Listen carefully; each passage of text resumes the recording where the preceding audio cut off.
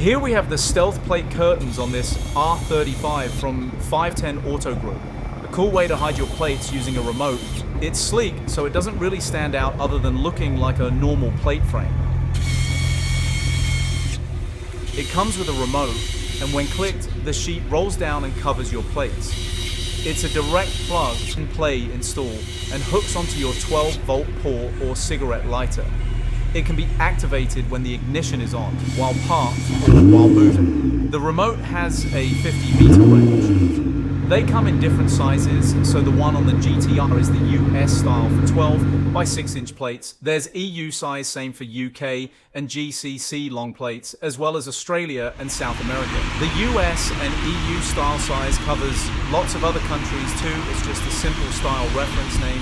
The curtains are available in single kit for one frame to be mounted in front or rear, and double kits for both front and back. The double kit remote has 3 buttons to activate the front, rear, or both simultaneously. It also comes with a light indicator that you can place anywhere inside, and basically lets you know if the plates are covered, it'll light up in blue.